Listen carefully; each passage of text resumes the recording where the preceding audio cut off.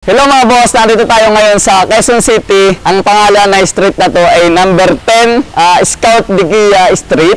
Ayan, yun yung corner na Reyes, tapos ito Mother Ignacia. So dito naman sa Quezon City, nagsisimula ang mga street sa mga scout eh. So nandito tayo sa Scout Diquia Street. Ayan, nandito tayo sa 4 AM dahil magpapadetail tayo ng ating Toyota Fortuner. Ang mga ino-offer nila dito, merong ceramic coating, tapos nagtitent din sila sa mga big bike, ganun din, change color, pwede magpa-wash over ng pintura, at siyempre dito, PPF ang pinakamaganda. Ibig sabihin, 10 protection film. Ayun yung nilalagay ng plastic na matibay para hindi magasgasan. So ang inabil ko dito ay yung ating ceramic coating lamang. Kasi ang ating Fortuner ay 2018, ipapakita ko sa inyo, ang daming gas-gas, tapos yung before and after, tapos yung procedure ng gawa para magkaroon kayo ng idea. So ito na yung Fortuner natin, natapos ng hugasan. So ipapakita ko sa inyo yung mga hairline. Ayan o, may mga tama na. Lalo na sa hood, dito sa gilid. Ito, napakahaba. Mamaya, matatanggal yan. Hanggang dyan yan, oh, guhit. Tapos sa kabila, mapapansin nyo ito. Parang dikit na pintura. Tapos ayan, ang haba, oh. Ang daming hairline, oh. Dire-diretso dito. Mga tama sa gilid. So, kagandahan dito, yung sinasabi kong PPF, pen protection film, tapos ceramic coating.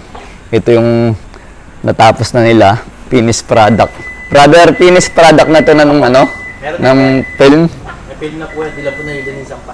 Ibig sabihin, hindi pa lang nalilinis to, pero meron na itong film na parang walang nangyari, nadagdagan yung kintab, tapos protected pa yung pintura nyo sa gas-gas.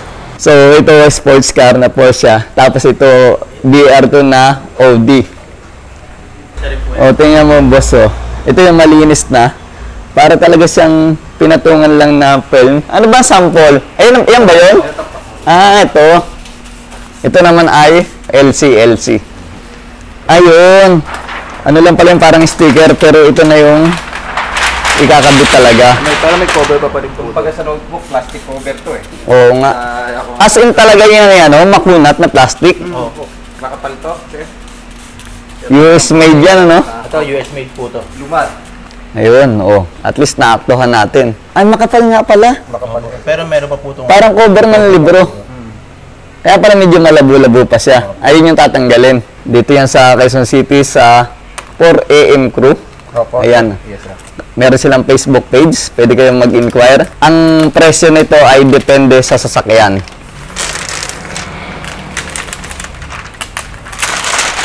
Ito na yung didikit. Kung magagasgas, parang tatagos muna dito bago magasgasan yung original paint. Ito po muna may sira. Yung film po muna niya may sira bago po yung mismong kaha. Pero talagang makunat talaga yan, ano. Kitang-kita ko sa mga video. Kaya dito ako nagpagawa dahil nakikita ko sa Facebook nila.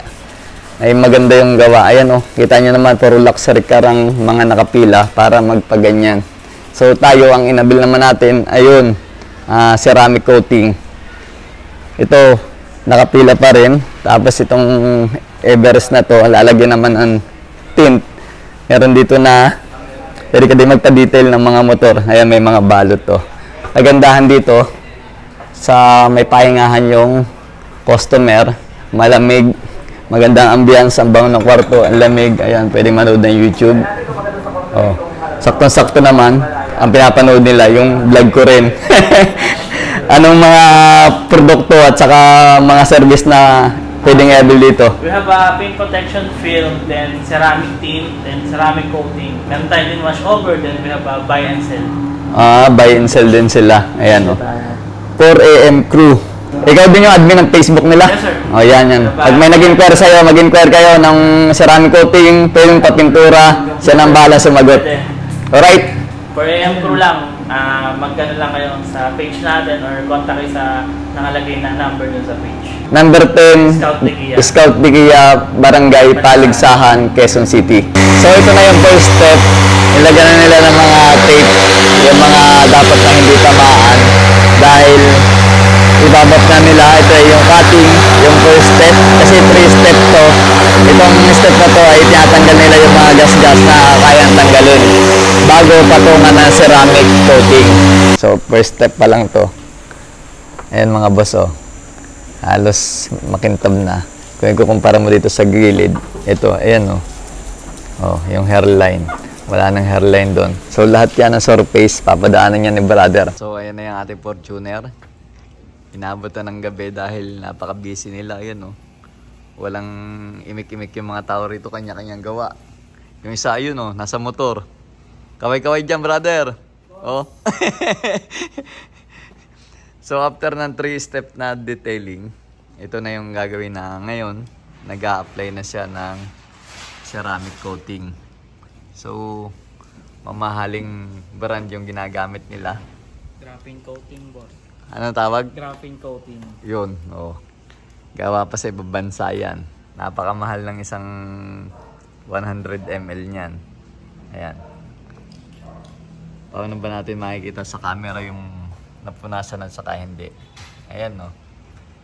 Vertical yung unang punas, tapos horizontal pa ganun. Para magpare-parehas. And then mga ilang minuto yan. Hindi yan lalahatin yung panel na yan eh. Tapos pupunasan muna ng basahan yan. Pag yan natuyo, yung ganyan, na hindi napunasan, mag-uneven yung pintab. Yung kanilang signage hindi nagbabago. 4 AM pa din kahit gabi na, oh. Diba? Dapat pala yung yung 4 AM nagbabago yan. Halimbawa, 4 PM. 4 PM, 8 PM, gano'n. So ayan, pupunuin yan, ganyan. So mamaya, papakita ko sa inyo yung finished product na. Alright.